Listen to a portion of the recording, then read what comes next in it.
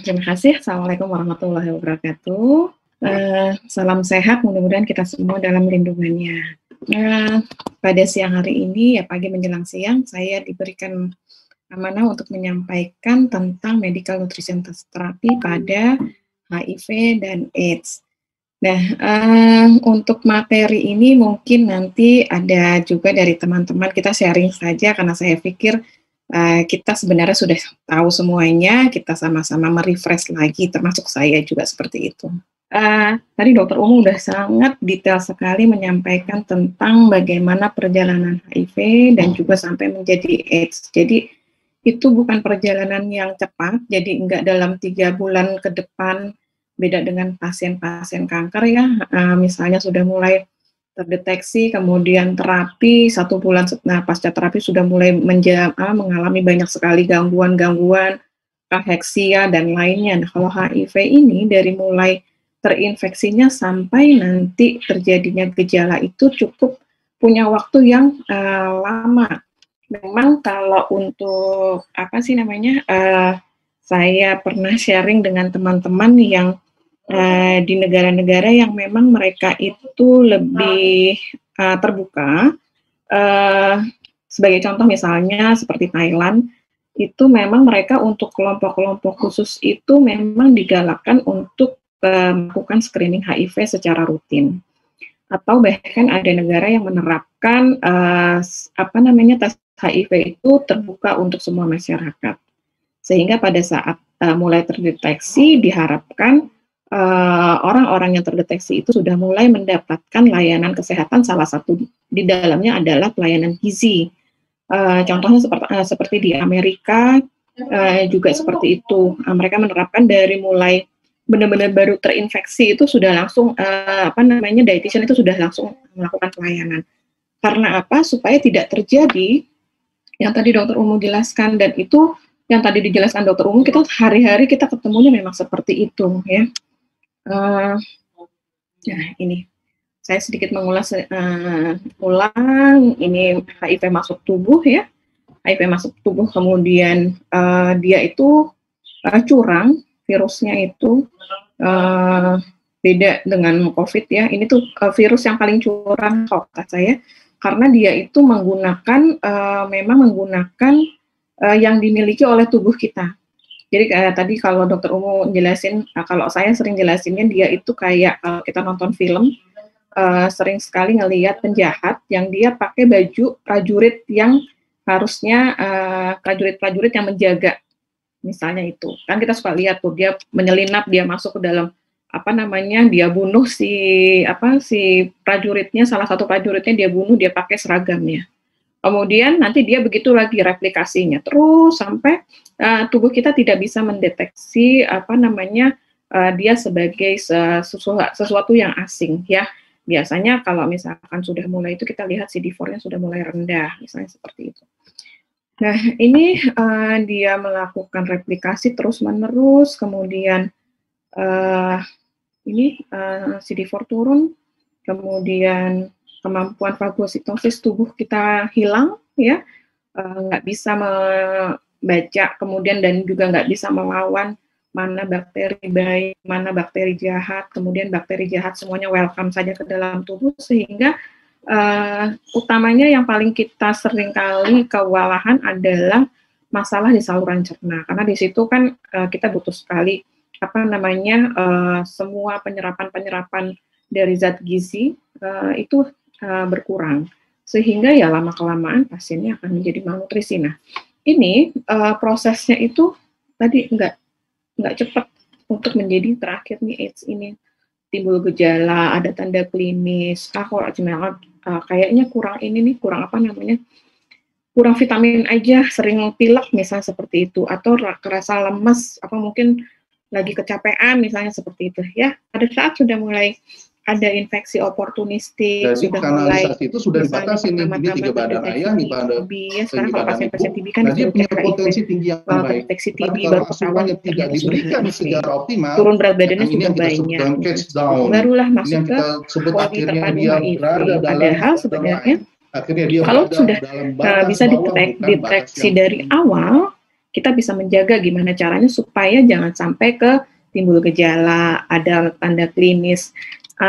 Saya temui beberapa pasien memang dia mungkin karena awareness terhadap dirinya bahwa dia itu memiliki resiko, perilaku beresiko, maka dia rutin melakukan tes HIV. Jadi pada saat suatu hari terdeteksi HIV, dia sudah langsung kemudian melakukan tindakan-tindakan yang memang bisa mencegah untuk timbulnya gejala. Tapi itu saya yakin itu kita bisa hitung satu dari berapa banyak orang yang dengan positif HIV melakukan hal tersebut. Banyaknya sudah dalam kondisi lanjut ya. Kemudian ini tadi sudah digambarkan juga gizi dengan imunitas ya. Kita sering ketemu sudah dalam kondisi memang tubuh itu sudah tidak bisa diharapkan untuk melawan patogen apapun dalam bentuk virus kah, jamur kah, bakteri kah, dan lainnya. Nah, kalau itu sudah ditemukan, maka kita sudah bisa pastikan makanan yang dikonsumsi itu tidak bisa dimanfaatkan secara optimal nilai-nilai gizinya. Ya, jadi makan, kalau istilahnya makan nggak jadi daging, makan nggak diserap, bahkan mungkin jangankan makan yang diserap, mungkin makan juga udah sangat berkurang. Atau sama sekali dia sudah tidak mau makan, misalnya kalau tidak terkontrol, kemudian banyak sekali bakteri di tubuhnya misalnya, kandidiasis oralnya banyak, boro-boro mau makan, kita sariawan setitik aja di lidah rasanya udah serba salah makannya. Ya, apalagi kalau misalnya kita ketemu pasien yang kandidiasisnya tuh udah di mulut tuh udah sangat banyak. Makanya kalau saya kadang-kadang kalau kita lagi assessment pasien dengan HIV, kita harus aware cara ngomong dia. Kalau cara ngomongnya agak cadel dan agak nggak nyaman, kita periksa lidahnya, minta dikeluarin, kemudian kita lihat gusinya. Ya, walaupun kita tidak menyentuh pasiennya ya. Nah, itu sangat penting sekali nanti pada saat kita memberikan intervensi. Bentuk makanannya apa kalau udah pasien seperti itu. Jangan sampai pada saat assessment kita seperti biasa nanti kita kasih dietnya tuh TKTP, makannya ini itu, tapi tanpa kita memperhatikan apakah makanan yang kita anjurkan itu pasien bisa makan enggak.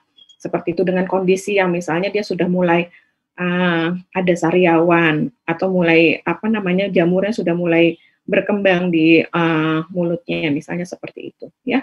Nah, kalau misalnya asupan nggak tercapai, kemudian sistem imun akan semakin memburuk, kemudian resiko terjadinya infeksi itu semakin tinggi.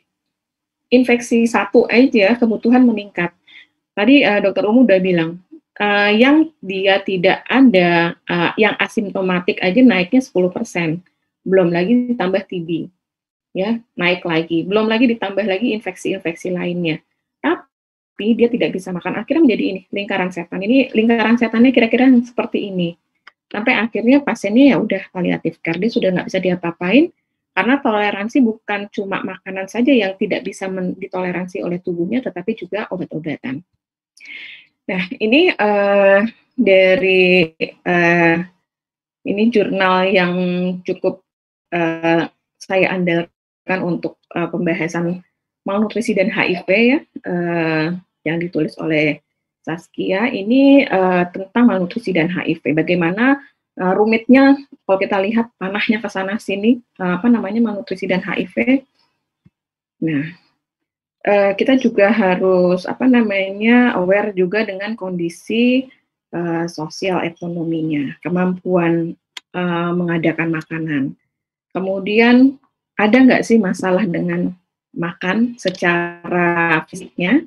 Kemudian ada lagi terjangan dari infeksi virus HIV.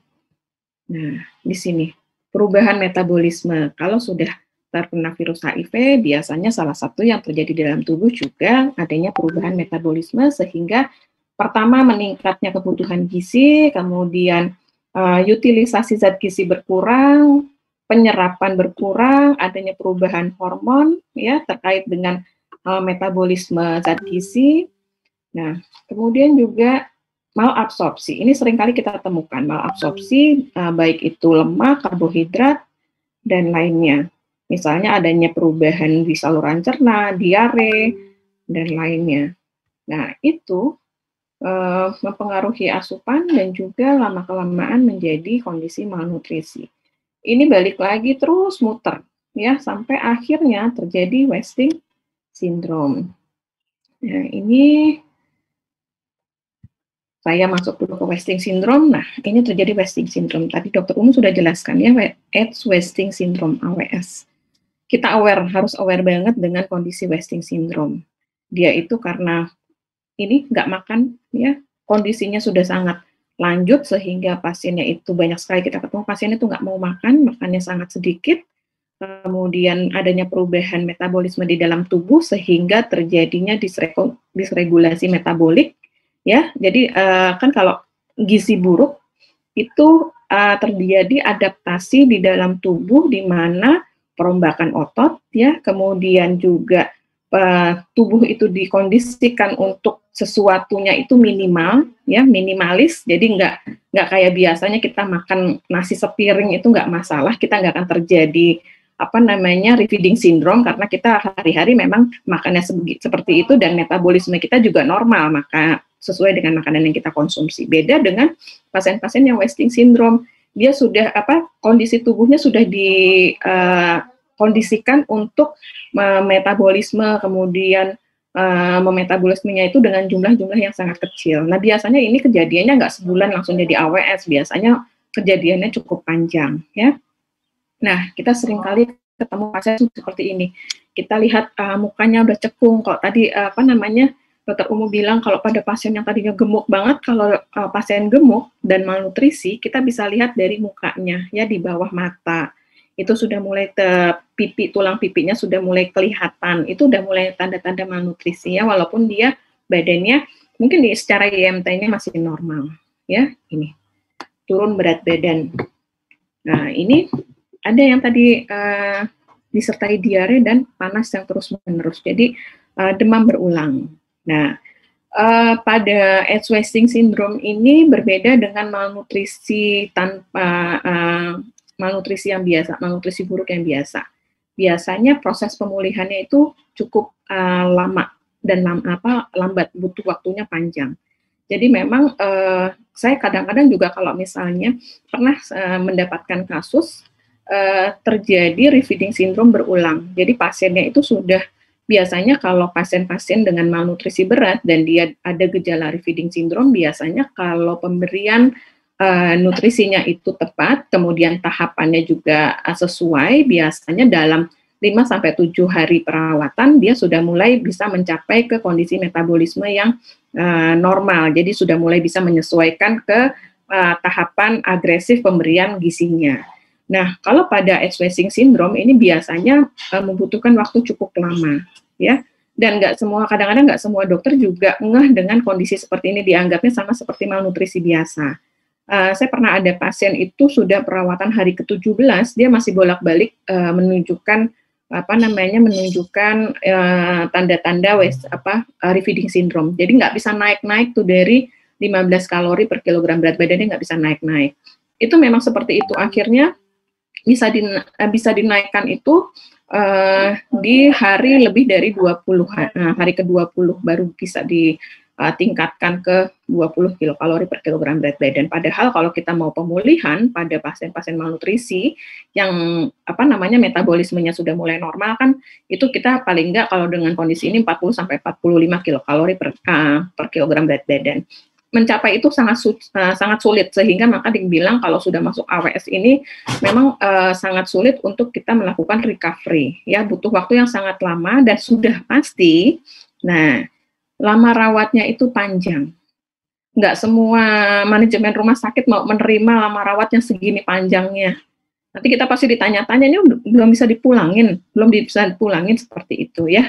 Karena memang pada saat saya terakhir ada kasus seperti ini, saya rasa sekitar 2 bulan yang lalu, itu akhirnya memang saran dari dietitian adalah tahan, jangan dulu dipulangkan, karena memang pasiennya masih sangat berisiko kalau dia dipulangkan. Kita nggak bisa pada saat rawat jalan kan kita nggak bisa kita nggak bisa pantau apakah dia refeeding syndrome apa enggak. Jangan-jangan nanti pasiennya di rumah malah meninggal seperti itu, ya. Saya kembali ke slide sebelumnya, ya. Oleh karena itu, pada pasien HIV ya, khususnya dirawat inap atau pada pasien-pasien yang kita sudah kelihatan gejalanya itu memang malnutrisi, kita harus tepat melakukan diagnosis malnutrisi supaya sejalan juga dengan dokternya ya. Kita kasih masukan bahwa dok pasien ini adalah malnutrisi sehingga silahkan didiagnosis malnutrisi ya. Kita lihat ada kriteria phenotypicnya, ini sebenarnya juga berlaku untuk penyakit lainnya, di mana adanya kehilangan berat badan ya, kita harus aware kehilangan berat badan, kemudian berapa besar sih, karena besaran kehilangan berat badan itu bisa menggambarkan prognosis penyakit ya, apakah dia lebih dari 5% kah, atau mungkin 20% kah dalam 6 bulan misalnya seperti itu ya. Kemudian IMT, kehilangan massa otot ya, kita jangan ragu-ragu untuk memeriksa fisiknya. Kemudian kita pegang kondisi pandemi seperti ini tentunya harus hati-hati juga, 5 momennya jangan dilupakan. Kemudian kriteria etiologik, jadi kriteria penyebabnya, penurunan asupan. Karena apa nih penurunan asupan? Oh nggak ada yang ngurus, apa keluarga nggak mau tahu, atau misalnya hanya diurus oleh istri dan istrinya juga sama positif dan mulai sakit, misalnya seperti itu. Atau istrinya sudah meninggal, atau suaminya sudah meninggal, sehingga nggak ada yang ngurus makannya, ya seperti itu. Itu juga kita harus gali. Kemudian jelas kalau secara penyakit HIV adalah infeksi kronik ya. Jadi kalau etiologik udah ada penyebabnya nih, HIV sendiri udah sebagai salah satu kriteria etiologiknya. Jadi kalau menetapkan malnutrisi kan harus dua indikator, dari satu phenotypic, satu etiologik. Nah kita udah pasti dapat satu HIV dan kemudian kita lihat indikator lainnya. Oleh karena itu mengaksesnya harus benar-benar ya. Nah, dampak dari age wasting syndrome apa? Quality of life. Beberapa pasien yang berhasil pulih itu memang merasa quality of life-nya menurun, mudah lelah, penampakan fisiknya tidak seperti dulu lagi, ya. Kemudian secara performance juga kurang, ya. Kemudian respon pengobatannya, pasti respon pengobatannya akan lebih minimal dibandingkan yang normal seperti itu. Kalau respon pengobatan tentunya nanti larinya adalah mencapai tingkat kesehatan yang optimalnya akan lebih sulit dibandingkan yang tidak mengalami wasting syndrome. Oleh karena itu memang mencegah wasting syndrome jauh lebih baik daripada kita nangkapnya dia udah terkapar, kemudian udah kurus seperti itu. Ya kalau bisa semuanya kita cegah. Ini juga ada faktor-faktor yang berhubungan dengan gizi. Pertama, faktor medis ya, stadium HIV, stadium kita harus lihat pasien kita sudah di stadium berapa ya, kemudian semakin dini stadiumnya bukan berarti kita cuek aja karena masih bagus, justru semakin dini kita temukan semakin baik, kita harus langsung lakukan asuhan gizi. Kemudian kita perhatikan komorbidnya, infeksi oportunistik jelas ya, apakah ada infeksi oportunistik yang memang mempengaruhi asupan dan juga penyerapan zat gizi. Kemudian komplikasi metabolisme, apakah dia sudah mulai masuk ke resistensi insulin kah, kemudian apakah terjadi lipodistrofi kah, atau lainnya. Ya, dari situ kita juga harus lihat pengukuran biokimia, tanda-tanda fisiknya, yang di sini ya fisik ya, kita lihat bentuk tubuhnya, berat badannya, kemudian faktor pertumbuhannya kalau pada anak, kemudian gejala oral ya. Kadang-kadang kalau pasiennya sudah diajak ngomong nggak nyaman, kita harus langsung sensitif, tapi sekarang kan pakai ini ya, pakai masker, tapi jangan ragu-ragu untuk menanyakan, ada masalah nggak di sekitar mulutnya, ada masalah nggak dalam mengunyah atau menelan, seperti itu. Ya, kemudian gejala gastrointestinal dan status fungsional lainnya, dan juga yang pasti antropometri. Kondisi sosial, ya, kondisi sosial nih kadang-kadang seringkali kalau pasien rawat inap, kebetulan saya bertugas di RSCM, setiap minggu kita ada diskusi kasus sulit untuk pasien HIV, itu saya seringkali agak miris kalau misalnya pasiennya itu sudah mulai mau dipulangkan, asupan dia sudah mulai optimal, tapi pada saat melihat kondisi sosial ekonominya kurang, itu buat kita PR ya, dan tantangan juga bagaimana caranya supaya pasien dengan kondisi minimalisnya itu bisa mempertahankan asupannya seperti yang dikonsumsi di rumah sakit. Bahkan kadang-kadang tidak jarang kita seringkali kalau misalnya memang sangat dibutuhkan, kita koordinasi dengan tim, ada nggak donasi buat si pasien ini, ya terdapat donasi apa enggak. Saya pernah ada pasien akhirnya kita koordinasi ada donasi tapi buat waktu itu susu formula bayi ya, akhirnya nggak apa-apa deh, toh ada energi, ada protein, ada lemaknya juga, yang penting saya minta pasien ini dikasih setiap bulannya sekian kotak buat mempertahankan asupannya ya. Alhamdulillah IMT-nya membaik. Kemudian kita lihat kebiasaan makannya gimana, kondisi sosialnya, kerjanya sebagai apa, kemudian gaya hidupnya bagaimana ya. Itu harus digali juga karena itu juga mempengaruhi kondisi gizi. Misalnya kemampuan dia makan, kebiasaan makan, seperti itu ya. Kondisi ekonomi ya tadi sudah dijelaskan, kemudian juga kondisi gizi ya. Jadi ini adalah faktor-faktor yang nanti bisa silahkan dihubungkan dengan domain-domain yang ada di assessment. Gizi mempunyai sangat-sangat penting pastinya, di mana kita punya pasien status gizinya bervariasi, nggak semuanya kok malnutrisi, nggak semuanya gizi kurang, ada yang obesitas, ada yang normal, ya, sehingga kita juga harus sensitif dengan kalau yang normal harus kita apain nih, kalau yang obesitas harus bagaimana, ya. Tadi sudah dikatakan kalau pada HIV yang perlu diingat itu bedanya pas dengan yang tidak HIV adalah di dalam tubuhnya terjadi early aging. Pada pasien HIV lebih tinggi early aging-nya dibandingkan yang non HIV. Sehingga kalau dia dikasih obesitas, ya obesitas itu kan terjadi juga aging ditambah dengan adanya HIV.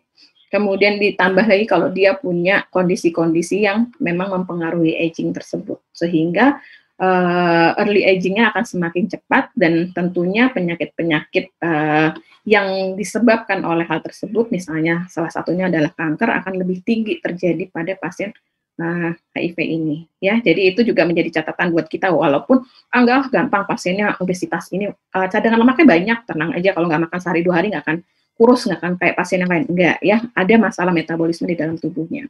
Kemudian ada yang berpengaruh langsung dan juga tidak langsung terhadap kondisi gizi, salah satunya adalah kondisi sosial ekonomi, pergaulannya bagaimana, lifestyle-nya seperti apa, peer group-nya itu bagaimana, ada support system enggak dalam hidupnya dia yang baik atau tidak, justru apa support systemnya justru akan memperburuk kondisi dia, itu juga kita harus gali ya. Tingkat infeksi oportunistik itu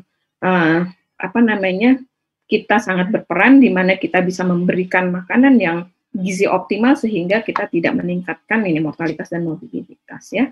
Kondisi malnutrisi, bagaimana caranya kita mencegah dan juga bagaimana caranya kita menangani ya, sehingga kita bisa mengurangi dampak negatif dari kondisi malnutrisi tersebut. Kemudian respon pengobatan ya.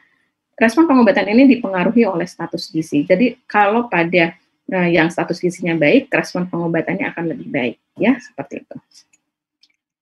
Nah, ini proses asuhan gizinya seperti biasa, screening gizi, walaupun pada semua pasien HIV, ya, jadi nanti ada siapa sih pasien yang harus dilakukan asuhan gizi kalau pada pasien HIV? Semua pasien, ya, semua pasien baik itu rawat inap maupun rawat jalan, ya, jadi pasien baru terdeteksi ini baru tegak, kemudian dia sudah biasanya kalau kami dari konselor, kemudian sudah mulai ARV, masuk dietitian.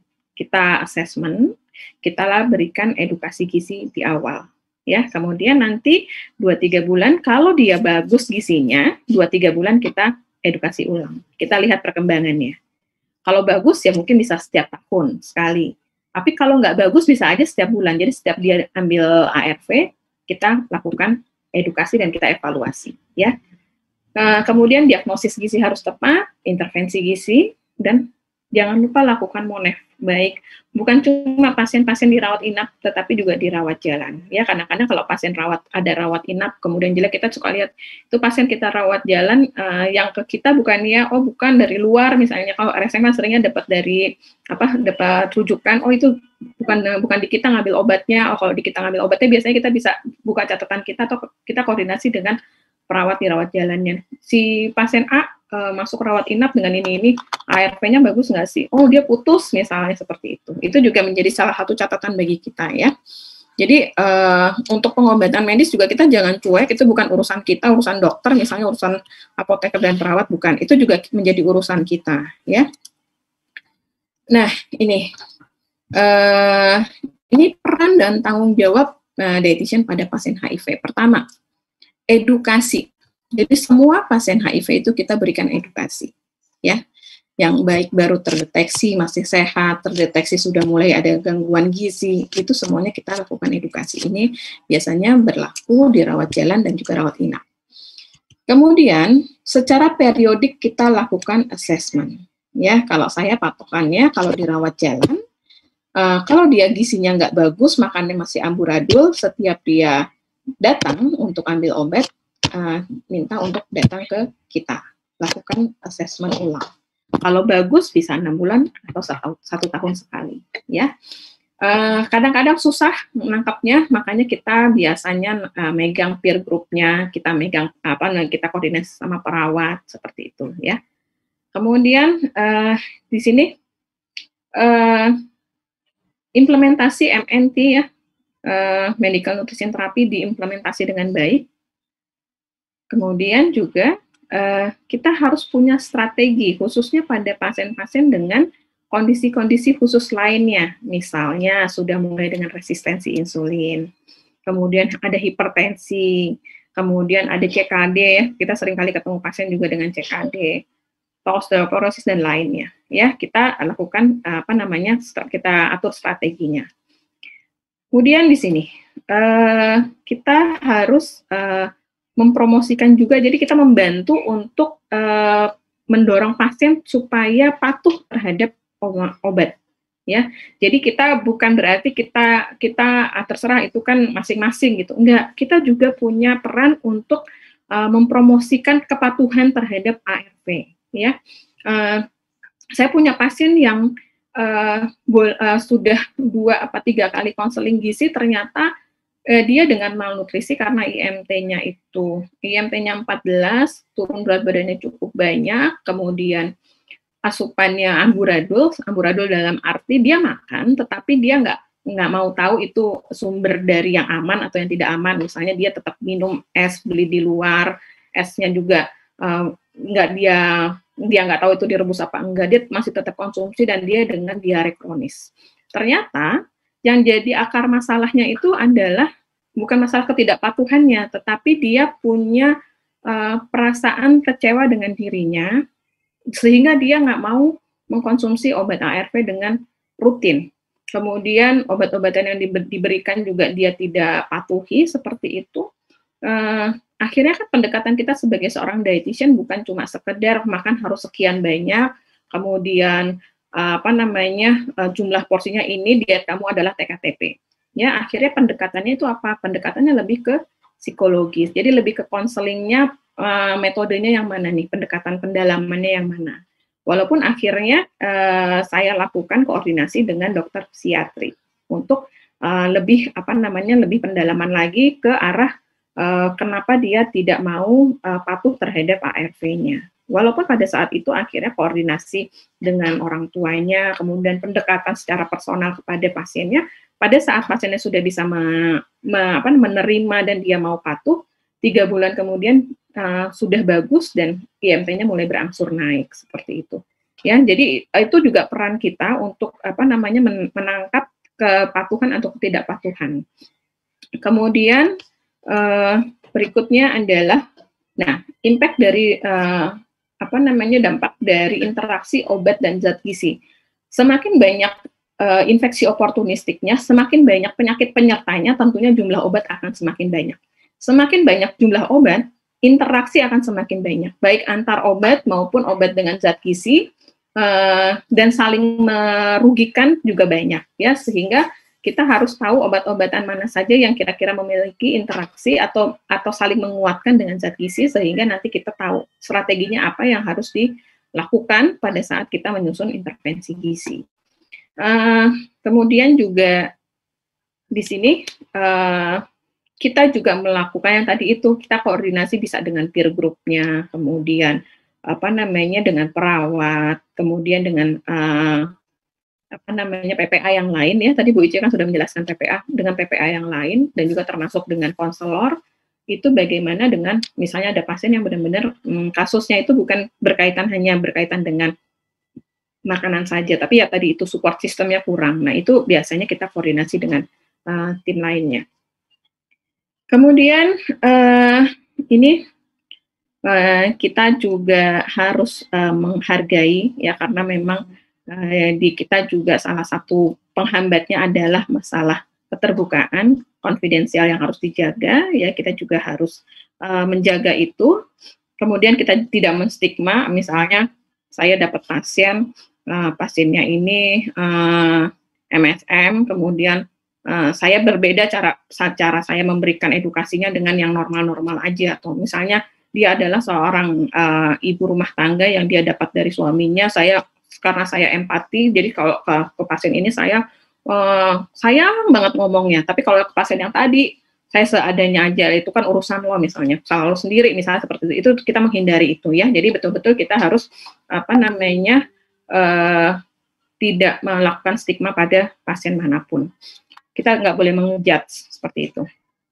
Nah, kemudian yang saat ini kita lakukan, tanggung jawab kita juga adalah update ilmu ya, tentang kondisi gizi, dan di sini ada dan non gizi. Jadi yang tadi itu yang bukan kaitannya dengan makanan tapi dengan perilaku, misalnya seperti kita update terus. Nah, cuma memang saya coba cari jurnal, memang di tahun 2020 agak nggak banyak untuk gizi, dan gizi HIV ini dari 2018 ke sini agak sepi kalau saya cari, nggak terlalu banyak, dan memang sih kalau saya lihat sih nggak terlalu banyak perubahan juga, tapi mungkin nanti di sini dari peserta ada yang mulai untuk melakukan riset sehingga kita bisa menerapkan bersama ya. Ini ada minimal nutritional assessment pada pasien positif HIV, jadi di sini ini minimal, jadi kalau mau dikembangkan silahkan aja, setidaknya kita melakukan assessment seperti poin-poin yang ada di sini. Kita perkembangan berat badan, perkembangan berat badannya bagaimana selama terinfeksi HIV, kemudian di sini sosial, finansial, kemudian asupan, ada juga pengukuran di sini antropometri dan laboratorium. Ya, ini yang data-data minimal yang biasanya kita assess. Yang di sini ada pointer yang pada penyakit lain kita nggak terlalu fokus, tetapi pada HIV kita fokus. Ini pengkajian ya, saya rasa di sini semuanya sudah paham. Di sini deteksi wasting perlu, kemudian obesitas, kemudian juga kemungkinan adanya lipodistrofi. Ya, kalau misalkan lipodistrofi biasanya kita lihat adanya bentuk yang tidak proporsional, walaupun IMT-nya bagus, tetapi kok kelihatannya mukanya cekung, tapi perutnya buncit misalnya seperti itu ya. Kita lihat data labnya nih, profil lipidnya bagaimana ya, kemudian riwayat penggunaan ARV-nya. Nah, ini riwayat penurunan berat badan sangat penting ya, apakah dia sudah lebih dari 5% atau berapa. Jadi kalau ketemu pasien dengan berat badannya kita lihat dia sudah beresiko adanya penurunan, kita gali lagi berapa besar sih turunnya. Misalnya saat ini 48, tanya berat badan paling beratnya berapa. Oh, saya pernah punya pasien beratnya 48, kemudian ternyata dia beratnya itu sekitar 75, itu dalam waktu kira-kira 5-6 bulan yang lalu. Berarti kan ekstrim sekali, turunnya luar biasa. Kita kalau ketemu kayak gitu, kita lihat infeksi apa saja sih selain HIV, TB, terus apa lagi. Terus kita gali lagi, ada riwayat nggak dia diare beberapa bulan terakhir dan lainnya ya. Nah, ini pengukuran antropometri, ini assessment biokimia ya, dari mulai kita melihat ada anemia, kemudian kondisi proteinnya bagaimana, elektrolit, status imunitas, dan juga masalah metabolismenya. Ya, walaupun ada yang mengatakan kalau pada kira-kira HbA1c pada pasien-pasien dengan CD4 yang rendah itu kurang sensitif, ada jurnal yang mengatakan seperti itu, sehingga kita lihat ininya yang lain, gula darahnya tinggi atau tidak ya, seperti itu. Kemudian profil lipid dan hormonal kalau ada pemeriksaannya. Fisik dan klinis terkait gizi, jadi jangan ragu-ragu untuk memeriksakan fisik pasien, kita lihat apakah ada wasting loss, apakah lemak, apakah kehilangan otot. Kemudian kalau kita punya alatnya, kita boleh ukur komposisi tubuhnya, ya. Terutama pada pasien-pasien yang kita lihat tubuhnya nggak proporsional, tapi IMT-nya sih normal, tapi kok mukanya kelihatan cekung, tangannya kelihatan kecil, tapi perutnya buncit atau apa namanya betisnya seperti agak kosong misalnya seperti itu. Itu kalau kita punya alatnya boleh kita ukur komposisi tubuhnya, kita kira-kira penumpukan lemaknya di bagian mana sih, seperti itu ya. Ini kalau misalnya pada pasien malnutrisi juga kita, kalau saya sih cara sederhana untuk menilai apakah pasien ini kuat atau tidak kuat, kan kekuatan itu menggambarkan ketercukupan energi atau tidak. Ajak salaman, suruh remes tangan kita, kuat nggak dia ngeremesnya, ya. Tapi balik lagi ya, 5 momennya jangan lupa cuci tangan. Kemudian ini assessment riwayat diet ya, ini dari mulai rata-rata asupan, pola makannya bagaimana, akses. Dia cukup akses nggak terhadap makanan? Bisa beli nggak makanannya? Aksesnya karena apa? Karena jarak, karena nggak ada yang beliin, karena nggak punya uang, karena nggak ada yang urus, atau yang lainnya ya. Kemudian aktivitas fisiknya di sini, aktivitas fisik ini bukan, Bapak nggak rutin olahraga, bukan itu, tapi lebih banyak menggambarkan kondisi penyakitnya. Misalnya, kalau dia sudah mulai berat itu biasanya kapasitas untuk melakukan aktivitas sudah berkurang lebih dari 50%. Misalnya, saya masih kerja, tapi sekarang udah sering cuti karena sering sakit, atau sekarang udah nggak di lapangan karena saya udah nggak kuat jalan. Nah, kalau kayak gitu kita udah bisa lihat nih perkembangan penyakitnya sudah mulai menuju ke buruk atau enggak ya. Atau misalnya kadang-kadang kita ketemu pasien yang sudah tidak bekerja karena udah nggak kuat lagi untuk ke kantor, seperti itu. Ini riwayat personal ya, kita juga harus menggali riwayat personal pasien, khususnya nanti kalau misalnya pasiennya itu rawat jalan atau dia mau pulang. Jangan sampai yang tadi kalau di rumah sakit kita mungkin di sini produk-produknya Pak Rahmat bisa kita berikan nih pada saat di rumah sakit. Tapi pasiennya bisa nggak pada saat mau pulang itu, nanti di rumah bisa nggak dia mempertahankan asupan-asupan yang kita berikan di rumah sakit yang sudah bagus ini. Jangan sampai nanti dia readmisi karena dia balik lagi malnutrisi karena dia makannya kurang, seperti itu ya.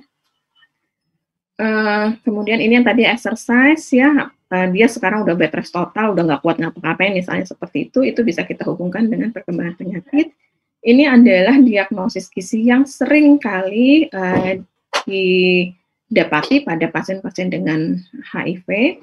Kemudian tujuan terapinya ya, kalau bisa pertama kita mencegah defisiensi. Selagi masih sehat, selagi masih bagus. Jadi mungkin di sini kalau teman-teman yang bertugas di rumah sakit yang ada layanan HIV-nya mulai mulai mengadvokasi untuk ke manajemen bahwa pasien-pasien yang terdeteksi kirim ke dietitian untuk diberikan edukasi gizi.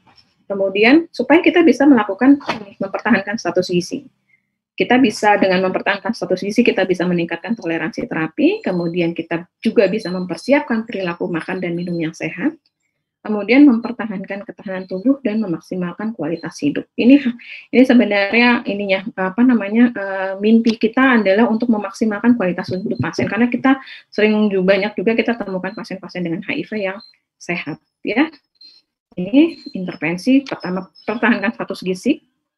Kemudian kuncinya mengoptimalkan terapi supaya sehat, kemudian kita cegah malnutrisi dan perbaiki perilaku ya. Untuk energi di sini pada umumnya asimptomatik dia sudah meningkat 10%, tapi lihat asimptomatiknya di obesitas apa enggak. Kalau di obesitas tetap kita harus turunkan ya, kita normalkan berat badannya. Kalau di asimptomatik range antara 20 sampai 30, ini juga berlaku pada kelompok usia manapun. Kemudian kalau kurang gizi bisa lebih dari 30%. Kemudian kita lihat penyakit penyertanya ya. Kemudian kebutuhan sesuaikan dengan penyakit penyerta. Kalau dia malnutrisi berat, maka kita mengacu pada asupan gizi pada malnutrisi. Kalau obesitas ya tadi itu harus diturunkan. Kalau protein juga sama. Sebenarnya protein itu juga kita lihat kondisinya seperti apa. Kalau pada normalnya antara 1 sampai 1,5. Tetapi kalau pemulihan untuk gizi kurang, malnutrisi atau terdapat infeksi lain, pastinya akan lebih tinggi lagi. Kalau dia wasting ekstrim, bisa lebih dari 2,5. Dan kalau dia ada komplikasi ginjal atau penyakit hati, di mana adanya gangguan metabolisme protein, maka kita harus lakukan penyesuaian jumlah proteinnya. Kalau dia pre-HD gimana? Ya tetap harus proteinnya rendah, mengacu kepada kondisi yang gagal ginjal pre-HD-nya. Ya, walaupun dia dengan infeksi. Nah, pemberian diet. Oral, kalau bisa optimal, optimalkan per oral. Kalau misalnya oral tidak optimal, maka kita berikan tambahan makanan enteral sebagai suplemen. Kalau saya targetnya apa? Kalau sudah kurang dari 80% asupan, sudah rencanakan suplementasi enteral. Kalau asupannya buruk, kurang dari 50%, maka utamakan dulu makanan enteral. Ya, kalau dia sudah mulai membaik, toleransi sudah baik, maka kita kembalikan lagi asupan per oral, makanan biasa, enteral sebagai suplemen. Kalau enteral sebagai sumber utama tidak bisa karena ada masalah saluran cerna yang dimana asupannya itu betul-betul buruk, misalnya kurang dari 25%, maka rencanakan untuk parenteral. Sepertinya tadi ada sedikit menyinggung, kapan sih mulai parenteral? Kalau memang asupan itu kurang. Asupan kurang, pasiennya malnutrisi berat, misalnya seperti itu, biasanya nanti kita mulai beranjak ke parenteral nutrisi, ya. Nah, ini pada pasien-pasien yang malnutrisi dengan HIV di sini. Kita lihat ada penyakit oportunistiknya apa enggak, ada keganasan atau enggak, ada faktor-faktor lainnya. Nah, kita berikan optimal gizinya, kemudian kita lakukan konseling. Jadi konseling gizi itu bukan konselor ARV saja yang harus in touch terus ke pasien, yang bondingnya harus baik. Konselor gizi juga sama, harus bondingnya harus baik terhadap pasien, ya. Kita lihat di sini inisiasi terapi, kita harus lakukan inisiasi terapi dini, ya. Jadi jangan menunda-nunda, nggak dipuasain dulu, ya. Kalau misalkan pasien yang bisa kita berikan seminimal mungkin, yang bisa ditoleransi itulah yang diberikan. Jadi pasien nggak dipuasakan, ya. Nanti malah atrofi. Nah, cuma kita juga harus, kalau ketemunya pasien malnutrisi berat, kita harus waspada kepada refeeding syndrome, ya. Pertama, apakah pasien kita ini malnutrisi kronik? Enggak. Kalau malnutrisi kronik, kita harus waspada. Kemudian adanya penurunan berat badan secara akut yang tidak direncanakan, ya. Kemudian apakah asupannya itu atau tidak ada sama sekali asupan dalam 7-10 hari terakhir. Atau ada tanda-tanda refeeding syndrome dari nilai laboratoriumnya. Biasanya kalium, magnesium, fosfat darahnya rendah. Atau memang IMP-nya kurang dari 16, ya. Nah, ini kita harus waspadai, jadi jangan terlalu agresif memberikan energinya. Jadi jangan terlalu, saya semangat, mau saya kasih aja langsung deh 45 kilokalori misalnya, seperti itu. Diet bertahap, 5-10 kilokalori.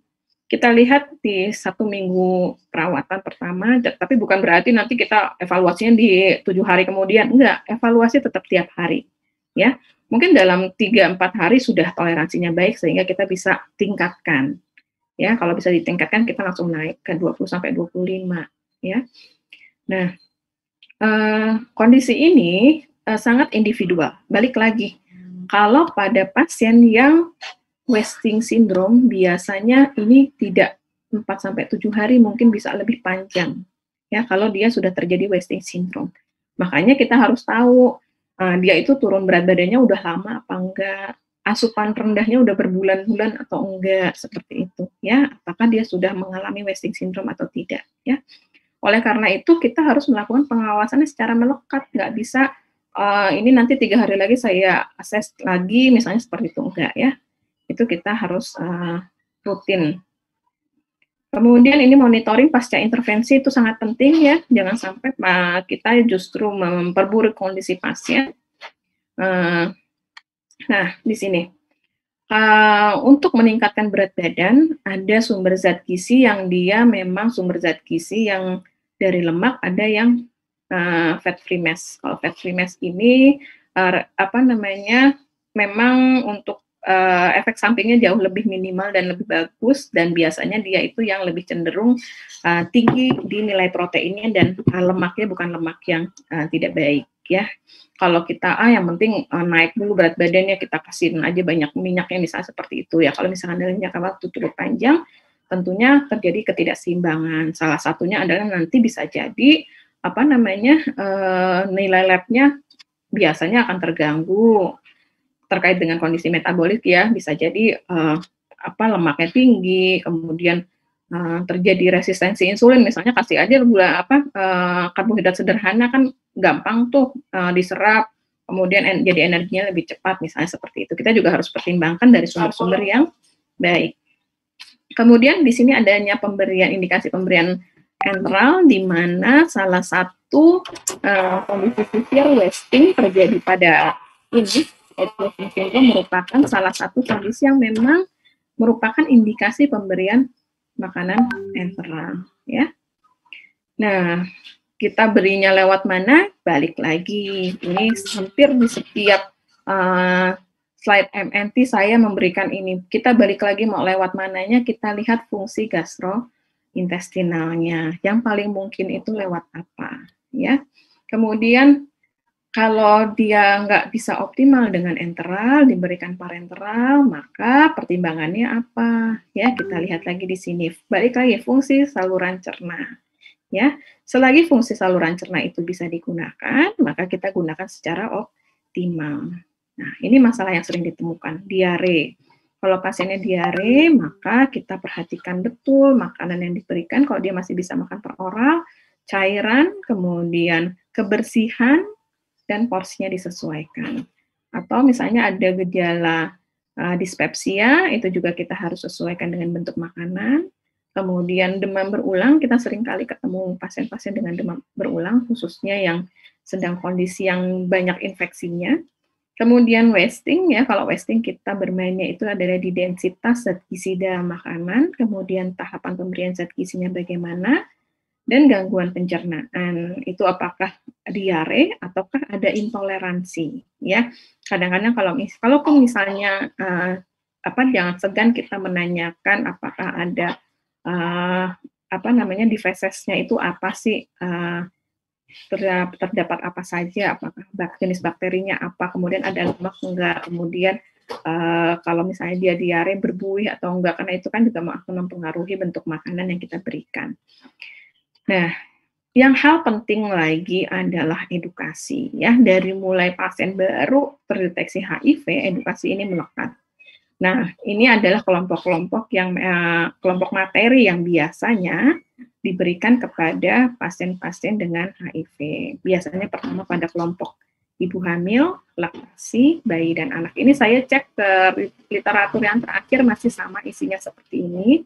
Tadinya saya mau ngambil yang dari yang terakhir, tapi pada saat saya lihat yang sudah diterjemahkan masih belum berubah. Jadi pemilihan makanan, resiko transmisi ASI dan alternatif penggantinya, kemudian gagal tumbuh kalau pada anak, kalau misalkan dengan kondisi-kondisi infeksi, kemudian dukungan pertumbuhan bagaimana. Kemudian di sini tips pola hidup secara umum pada dewasa, ya, konsep gizi dasar. Biasanya kita pertama, kalau sehat ya gizi seimbang, kita ajarkan piring makanku isinya apa saja, kemudian rekomendasi aktivitas fisik, kemudian menjaga berat badan, kemudian juga kita memberikan pengetahuan yang terkait dengan kondisi gizi, ya.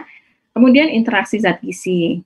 Ini kaitannya dengan obat-obatan. Kalau misalnya pasiennya itu mengkonsumsi alkohol rutin dan belum bisa meninggalkan, itu bagaimana kita menjelaskannya, efek sampingnya terhadap gizi dan obat itu bagaimana. Karena semua obatnya itu berinteraksi dengan alkohol, ya. Jadi kita memberikan dorongan bagaimana pasien supaya menghentikan kebiasaan tersebut. Kemudian juga terkait dengan suplemen makanan. Suplementasi gizi apa sih yang baik dikonsumsi, kemudian apakah dengan kadang-kadang saya ketemu pasien dengan kondisi ekonomi yang baik itu dia memberikan sampai membeli suplementasi import yang mega dosis, kemudian yang banyak sekali kandungannya, apakah itu diperlukan pada pasien-pasien kita atau tidak, ya. Kemudian keterampilan dan sosial ekonomi, penanganan makanan, sumber air minum, akses terhadap makanan, bahkan saya pernah memberikan edukasi peer group-nya itu adalah bagaimana sih kalau pada ibu-ibu dengan positif HIV itu kita mengatur belanja dari suami kita dapatnya berapa sih uang belanja, kemudian dengan target kita yang sekian kalori itu kita bisa belanjakan apa dengan nilai rupiah yang sekian, sampai segitunya kita ajarkan kepada pasien. Kemudian kalau misalnya itu sih pada saat kondisi tidak pandemi ya, kita bisa diskusi kelompok, kita buat cooking class seperti itu, sehingga kita bisa membantu untuk meningkatkan keterampilan dari kondisi sosial dan ekonomi. Edukasi itu sangat penting ya. Di sini ada saya nggak ngutip banyak, tapi banyak sekali jurnal-jurnal dari Academy of Nutrition and Dietetics yang mengangkat tentang edukasi gizi pada pasien HIV, karena itu jangka panjang, tidak sembuh seumur hidup, sehingga sama seperti pasien DM, bagaimana caranya dia bisa punya kemandirian dalam mengkonsumsi makanan yang baik ya.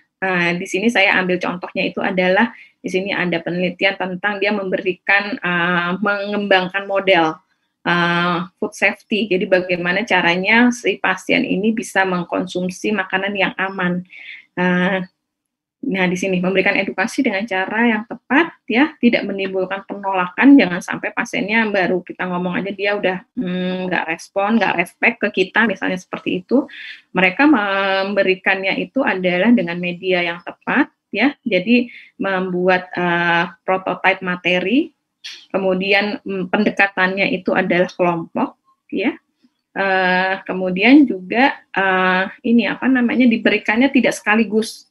Ya, jangan kita ke pasien kita ini hari ini aja nih ketemunya, besok-besok nggak ketemu lagi. Jadi jangan diberikan sekaligus, karena nggak akan bisa diserap, kecuali kalau si pasien kita punya awareness yang luar biasa, ya. Tapi biasanya kalau pasiennya aware, dia pasti pengen ketemu kita lagi, ya. Saya cukup banyak pasien yang dia itu pengen ketemu lagi, nanti saya kasih ini pasti nyari lagi dia. Saya mau nanya tentang ini, saya kemarin makan ini. Kok begini, misalnya seperti itu tuh banyak sekali yang nanti akhirnya mereka sendiri yang mencari kita, bukan kita yang ada pasien yang ini nggak kontrol, nggak, misalnya seperti itu. Jadi kita sendiri yang dicari oleh pasien. Kemudian kalau ini adalah penelitian yang saya sendiri lakukan, saya memberikan edukasi gizi kepada pasien HIV itu dengan cara saya mix antara edukasi dan konseling. Jadi pertama saya memberikan edukasi dengan memberikan buku saku.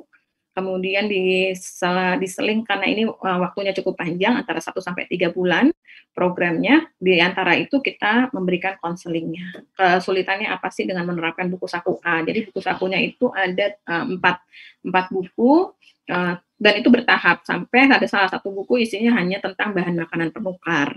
Jadi belajar tentang bahan makanan penukar, kalau saya nggak makan ini, saya bisa diganti dengan apa. Kemudian ada lagi buku yang cara tentang food safety-nya.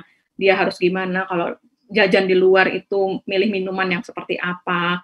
Kalau saya nggak bawa bekal, saya boleh jajan tuh apa. Misalnya makanannya jenisnya apa-apa saja, dan alasannya kenapa saya harus milih itu. Seperti itu. Nah, itu diberikan dan cukup signifikan perbedaan antara pengetahuan, kemudian sikap dan perilaku dari pre dan juga setelah selesai program pemberian edukasi tersebut. Dan yang paling baik itu adalah memang melalui pendekatan peer group, lewat peer groupnya masing-masing itu. Jadi dia bisa nggak cuma satu persatu, dia bisa saling saling mengisi. Kalau saya biasanya kalau menggunakan kelompok, saya akan ambil yang saya mendeteksi siapa nih di kelompok ini yang dia punya yang positif deviance ya, kalau misalkan itu. Jadi yang dia praktek paling bagus. Nah, praktek paling bagus saya jadikan contoh. Kendalanya apa? Dia gimana cara mengatasi kendala tersebut? Kemudian dampaknya apa setelah dia menerapkan ini? Sehingga itu menjadi pembelajaran bagi anggota peer group-nya, seperti itu. Ya. Demikian dari saya, terima kasih banyak. Saya kembalikan lagi kepada moderator. Wassalamualaikum warahmatullahi wabarakatuh.